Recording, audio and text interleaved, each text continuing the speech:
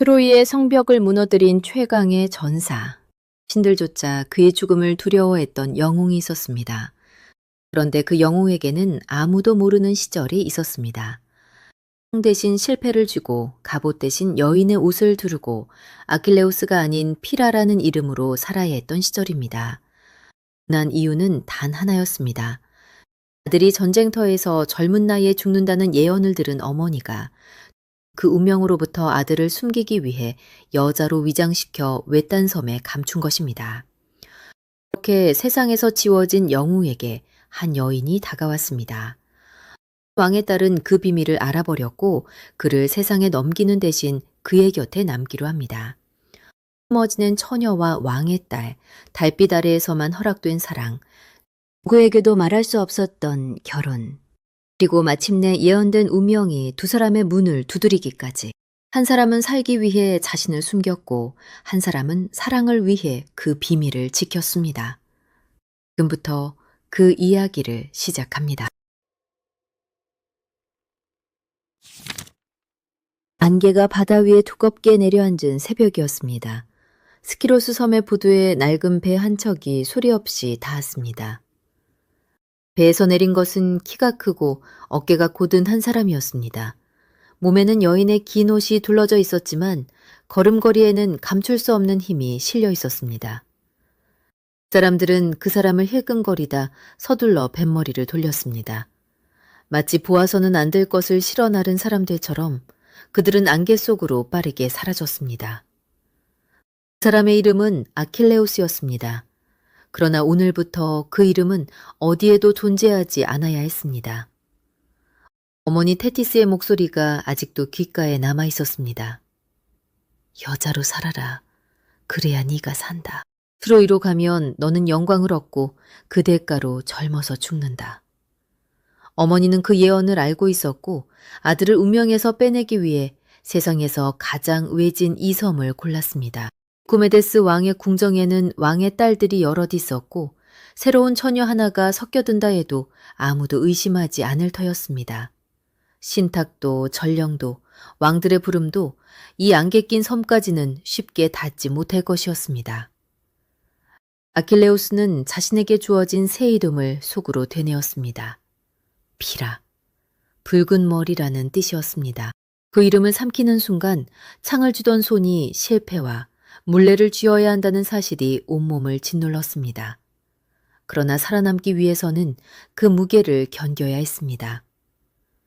스스로에게 다짐했습니다. 이곳에서는 강해서는 안 된다. 눈에 띄어서는 안 된다. 그저 조용한 처녀 하나로 남아야 한다. 궁정의 여인들은 새로운 자매를 신기해하며 맞이했습니다. 그들은 피라에게 옷 입는 법과 머리 닦는 법을 알려주었고 함께 노래하기를 청했습니다. 아킬레우스는 어색한 손놀림을 감추려 애썼습니다. 실은 작고 엉켰고 노래의 음은 작고 낮게 흘러내렸습니다. 그럴 때마다 그는 고개를 숙이고 조용히 웃어넘겼습니다. 여인의 웃음을 흉내내는 일이 창을 던지는 일보다 어렵다는 것을 그는 매일 깨달았습니다. 밤이 되면 그는 아무도 없는 곳에서 굳은 어깨를 풀었고 낮 동안 참아온 진짜 자신을 잠시 꺼내보았습니다. 그런 피라를 유심히 지켜보는 눈이 하나 있었습니다. 왕의 맏딸 데이다메이아였습니다. 데이다메이아는 세 자매에게서 설명하기 어려운 무언가를 느꼈습니다. 웃을 때 눈가는 부드러웠지만 그 아래 눈빛은 너무 곱고 단단했습니다. 여인들이 가벼운 놀이에 까르르 웃을 때도 피라의 시선은 늘 문 쪽과 바다 쪽을 향해 있었습니다.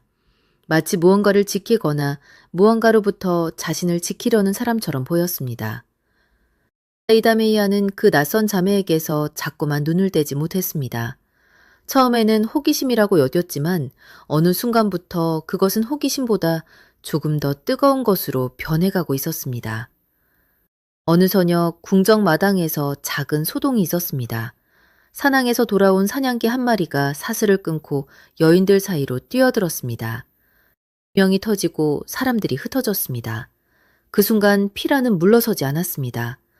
오히려 한 걸음 앞으로 나서며 어린 자매를 등 뒤로 감추었고 손은 이미 허리춤에 장식용 단도로 향해 있었습니다.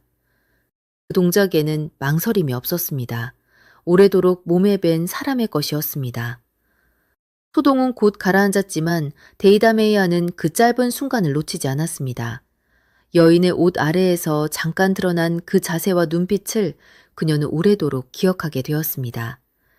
그날 밤 그녀는 잠자리에 누워서도 그 장면을 몇 번이고 다시 떠올렸습니다. 밤이 깊어 궁정이 잠든 뒤 데이다메이아는 잠을 이루지 못하고 회랑을 거닐었습니다. 달빛이 기둥 사이로 길게 떨어지는 곳에 피라가 홀로 서 있었습니다. 여인의 옷을 반쯤 풀어놓은 채 바다 건너 먼 곳을 바라보고 있었습니다. 달빛 아래 드러난 어깨와 팔은 궁정의 어느 여인과도 닮지 않았습니다. 데이다메이아의 마음속에서 어렴풋한 짐작이 점점 또렷해졌습니다. 그러나 그녀는 그 짐작을 입 밖에 내지 않았습니다. 다만 자신도 모르게 저 사람이 누구인지 알고 싶다는 마음이 두려움보다 앞서고 있음을 깨달았습니다. 해서는 안 될 것을 알고 싶어하는 자신이 조금 두렵기도 했습니다. 피라가 인기척을 느끼고 천천히 돌아섰습니다. 두 사람의 눈이 달빛 속에서 마주쳤습니다. 아킬레우스는 자신을 바라보는 그 시선이 단순한 호기심이 아님을 직감했습니다. 그것은 이미 무언가를 알아버린 사람의 눈빛이었습니다. 그 밤 두 사람은 아무 말도 나누지 않았습니다. 그러나 서로의 눈 속에서 누구에게도 말하지 못할 비밀 하나가 조용히 오갔습니다. 그것은 발각의 두려움이면서 동시에 오래 감춰온 진심이 처음으로 누군가에게 가닿는 순간이기도 했습니다. 멀리 바다에서 새벽 안개가 다시 피어오르기 시작했습니다. 아킬레우스는 알았습니다. 자신을 감춰온 가면이 이 섬에서 처음으로 흔들리고 있다는 것을, 그리고 그 흔들림의 이유가 두려움이 아니라 저 여인이라는 것을. 그날 밤 이후로 두 사람 사이에는 말하지 않아도 통하는 공기가 흘렀습니다. 데이다메이아는 낮 동안 여인들 틈에서 피라를 지켜보았고 그때마다 자신의 짐작이 틀리지 않았음을 확인했습니다. 그러나 그녀는 누구에게도 그 사실을 말하지 않았습니다. 오히려 다른 자매들이 피라의 서툰 손끝이나 낮은 목소리를 이상하게 여길 때마다 데이다메이아가 먼저 나서서 그 시선을 돌려놓았습니다. 비밀을 지키는 일은 어느새 그녀 자신의 일이 되어 있었습니다. 그녀는 스스로도 왜 이토록 그 낯선 자매를 감싸는지 설명할 수 없었지만 마음이 시키는 대로 움직였습니다. 이틀 뒤 데이다메이아는 인적 없는 공정 뒤뜰에서 피라를 마주했습니다. 오랜 침묵 끝에 그녀는 조용히 입을 열었습니다. 나는 당신이 누구인지 알고 있습니다. 그러나 두려워하지 마십시오. 나는 당신을 세상에 내어줄 생각이 없습니다. 아킬레우스는 순간 온몸이 굳었습니다. 오래도록 감춰온 정체가 처음으로 다른 사람의 입을 통해 드러난 순간이었습니다. 그는 변명도 부인도 하지 않았습니다. 다만 가만히 데이다메이아를 바라보았습니다. 그 눈빛에는 들켰다는 두려움보다 마침내 한 사람 앞에서 진짜 자신으로 설 수 있다는 안도가 더 크게 담겨 있었습니다. 오래 짊어져온 가면이 조금은 가벼워지는 듯한 밤이었습니다. 그 순간부터 두 사람은 공범이 되었습니다. 낮에는 여전히 자매처럼 지냈지만 밤이 되면 아무도 모르는 그들만의 시간이 열렸습니다. 데이다메이아는 궁정의 가장 깊은 방으로 피라를 데려갔고 그곳에서 아킬레우스는 비로소 여인의 옷을 벗고 자신의 이름을 되찾았습니다. 그는 자신이 누구인지, 왜 이 섬에 숨어들었는지, 어머니가 들려준 예언이 무엇이었는지 하나씩 털어놓았습니다. 트로이로 가면 영광을 얻지만 젊어서 죽는다는 예언, 그 죽음으로부터 자신을 지키려는 어머니의 절박함까지 그는 처음으로 누군가에게 진실을 말했습니다. 데이다메이아는 그 모든 이야기를 조용히 들었습니다. 그녀는 그가 영웅이라는 사실보다 죽음의 예언을 등에 지고도 이렇게 담담히 살아가고 있다는 사실에 마음이 흔들렸습니다. 그녀에게 아킬레우스는 신화 속 전사가 아니라 운명에 쫓기면서도 웃으려 애쓰는 한 사람의 청년이었습니다.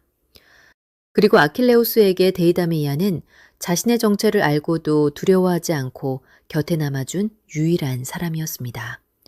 두 사람은 서로에게서 세상 어디에서도 얻지 못한 안식을 발견했습니다. 두 사람의 밤은 점점 깊어졌습니다. 그들은 달빛이 회랑에 떨어지는 시간이 되면 약속한 듯 같은 자리에서 만났습니다. 아킬레우스는 데이다메이아에게 먼 나라의 이야기를, 스승에게서 배운 노래를, 언젠가 보고 싶은 바다 너머의 땅을 들려주었습니다. 데이다메이아는 그에게 이 섬의 전설과 자신이 어릴 적 뛰놀던 언덕을 이야기했습니다. 서로의 세계가 조금씩 포개지는 동안 두 사람은 자신들이 이미 돌이킬 수 없는 마음이 되었음을 깨달았습니다. 사랑은 숨길수록 더 깊어졌습니다. 낮의 위장이 답답할수록 밤의 진심은 더 절실했고, 발각의 두려움이 클수록 서로를 향한 마음은 더 단단해졌습니다. 마침내 두 사람은 누구의 축복도 받지 못할 결혼을 하기로 했습니다. 증인도 사제도 화려한 예식도 없었습니다. 오직 달빛과 바다, 그리고 서로의 맹세만이 그들의 결혼을 지켜보았습니다. 필레우스는 데이다메이아의 손을 잡고 약속했습니다. 어떤 운명이 와도 이 밤의 약속만은 지키겠다고. 데이다메이아는 그 손을 마주 잡으며 어떤 세상이 두 사람을 갈라놓으려 해도 이 마음만은 변치 않겠다고 답했습니다. 시간이 흐르면서 데이다메이아의 몸에 새로운 생명이 깃들었습니다. 그녀가 아이를 가졌다는 사실을 알게 된 밤, 두 사람은 오래도록 아무 말도 하지 못했습니다. 기쁨과 두려움이 동시에 밀려왔습니다.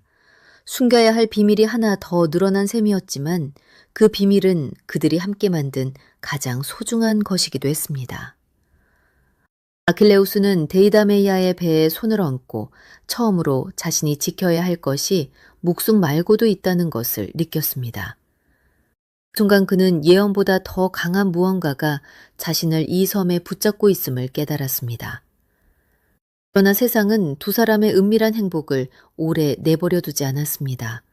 바다 건너에서는 이미 거대한 전쟁의 기운이 일고 있었습니다. 트로이로 향하는 그리스의 왕들은 승리를 위해 반드시 아킬레우스가 필요하다는 예언을 들었고 사라진 영웅을 찾아 온 세상을 뒤지기 시작했습니다. 그 수색의 손길은 조금씩 그러나 분명하게 스키로스 섬을 향해 좁혀오고 있었습니다. 어느 날 궁정에 낯선 소식이 전해졌습니다. 먼 곳에서 온 상인 몇이 진귀한 물건을 싣고 섬에 도착했다는 것이었습니다. 여인들은 들뜬 마음으로 그 소식을 반겼지만 아킬레우스는 알 수 없는 불안을 느꼈습니다. 데이다메이아 역시 그 불안을 읽었습니다. 두 사람은 달빛 아래에서 서로를 마주 보았습니다. 귀여운 비밀이 이제 처음으로 시험받으려 하고 있었습니다. 섬에 도착한 상인들은 화려한 물건을 궁정마당에 펼쳐놓았습니다. 고운 천과 장신구, 반짝이는 거울과 향유가 여인들의 눈길을 사로잡았습니다. 그러나 그 물건들 사이에는 어울리지 않는 것도 섞여 있었습니다. 잘 벼린 창과 방패, 묵직한 거미, 천더미 한쪽에 놓여 있었던 것입니다. 여인들은 그것들을 힐끗 보고는 이내 관심을 거두었습니다. 오직 한 사람만이 그 무기에서 눈을 떼지 못했습니다. 상인들을 이끌고 온 자의 이름은 오디세우스였습니다. 그는 사라진 영웅을 찾기 위해 이 섬까지 온 지략가였습니다. 그는 이미 알고 있었습니다. 아킬레우스가 아무리 여인의 옷으로 자신을 감춘다 해도 타고난 본성만은 감출 수 없다는 것을. 그래서 그는 물건들 사이에 무기를 섞어두고 여인들의 반응을 조용히 지켜보았습니다. 겉모습은 속일 수 있어도 본능은 속일 수 없다는 것이 그의 계산이었습니다. 한동안 궁정은 평화로워 보였습니다. 여인들은 장신구를 고르며 즐거워했고 피라 역시 그들 틈에 섞여 애써 태어난 척했습니다. 그러나 그 순간 오디세우스가 미리 준비해둔 신호가 울렸습니다. 밖에서 갑자기 전투를 알리는 나팔 소리와 함성이 터져나온 것입니다. 여기 쳐들어왔다는 거짓 경보였습니다. 여인들은 비명을 지르며 사방으로 흩어졌습니다. 바로 그 순간 피라의 몸이 저절로 움직였습니다. 그는 여인의 옷자락을 걷어차고 무기더미로 달려가 창과 방패를 움켜쥐었습니다. 몸에 밴 전사의 본능이 오랜 위장을 단숨에 무너뜨린 것입니다. 손에 창을 쥔 그의 자세는 궁정의 어느 누구와도 달랐습니다. 그것은 명백히 전장을 아는 자의 몸이었습니다. 함성이 거짓이었음을 깨달았을 때는 이미 모든 것이 드러난 뒤였습니다. 오디세우스가 천천히 다가와 그의 앞에 섰습니다. 이제 그만 숨는 것을 멈추십시오. 세상은 이미 당신을 부르고 있습니다. 아킬레우스는 손에 쥔 창을 내려다보았습니다. 그토록 감추려 애썼던 자신의 본 모습이 한순간의 몸짓으로 온 세상에 드러나 버렸습니다. 그는 알았습니다. 이제 더는 피라라는 이름 뒤에 숨을 수 없다는 것을. 멀리서 그 광경을 지켜보던 데이다메이아는 온몸이 얼어붙었습니다. 그녀가 그토록 지키려 했던 비밀이 무너지는 순간이었습니다. 그리고 그것은 곧 사랑하는 사람을 전쟁터로 빼앗기는 순간이기도 했습니다. 그녀의 눈앞에서 여인의 옷을 벗어던진 아킬레우스는 이미 그녀가 알던 조용한 자매가 아니라 세상이 부르는 영웅의 모습으로 서 있었습니다. 그날 밤 두 사람은 마지막으로 달빛 아래에서 마주했습니다. 아킬레우스의 마음속에서는 두 개의 운명의 정면으로 부딪히고 있었습니다. 한쪽에는 영광과 이른 죽음이 기다리는 전사의 길이 있었고, 다른 한쪽에는 아내와 곧 태어날 아이가 있는 남편의 자리가 있었습니다. 그는 예언을 알고 있었습니다. 트로이로 가면 다시는 이 섬으로 돌아오지 못한다는 것에. 그럼에도 그의 발은 이미 바다를 향하고 있었습니다. 이다메이아는 그의 손을 붙잡았습니다. 그녀는 떠나지 말라고 매달리지 않았습니다. 대신 조용히 그가 어떤 사람인지 자신이 처음부터 알고 있었노라고 말했습니다. 창을 쥔 손을 감출 수 없는 사람이라는 것을, 결국 자신의 운명을 향해 걸어갈 사람이라는 것을 그녀는 알고 있었습니다. 그녀가 사랑한 것은 숨어 지내던 피라가 아니라 그 안에 감춰져 있던 진짜 아킬레우스였기 때문입니다. 아킬레우스는 데이다메이아의 배에 마지막으로 손을 얹었습니다. 그 안에는 그가 이 섬에 남기고 갈 생명이 자라고 있었습니다. 그는 약속했습니다. 이 아이가 자신의 이름과 피를 이어받을 것이며 언젠가 아버지가 걸었던 길을 알게 될 것이라고. 데이다메이아는 눈물을 삼키며 그 약속을 가슴에 새겼습니다. 두 사람은 서로를 오래 끌어안았습니다. 그것이 마지막이 될 것임을 두 사람 모두 알고 있었습니다. 새벽이 밝자 아킬레우스는 여인의 옷을 벗고 전사의 갑옷을 걸쳤습니다. 부두에는 그를 트로이로 데려갈 배가 기다리고 있었습니다. 그는 배에 오르기 전 마지막으로 궁정 쪽을 돌아보았습니다. 흐랑 끝에선 데이다메이아가 그를 바라보고 있었습니다. 두 사람은 아무 말도 하지 않았지만 그 눈빛 속에는 지난 모든 밤의 약속과 사랑이 담겨 있었습니다. 그가 안개 속으로 멀어지는 것을 데이다메이아는 오래도록 지켜보았습니다. 그녀는 알고 있었습니다. 사랑했던 사람이 이제 신화 속 영웅이 되어 돌아오지 못할 곳으로 향한다는 것을. 그러나 그녀의 품에는 그가 남긴 생명이 있었습니다. 훗날 그 아이는 네오프톨레무스라 불리며 자라 아버지가 걸었던 전쟁의 길을 이어 트로이로 향하게 됩니다. 아버지가 여인의 옷 뒤에 자신을 감췄던 그 섬에서 아들은 아버지의 이름을 이어받아 자신의 운명을 향해 걸어나갔습니다. 스키로스 섬의 달빛은 그 후로도 오래도록 회랑을 비추었습니다. 세상은 아킬레우스를 최강의 전사로만 기억했지만 그 섬만은 알고 있었습니다.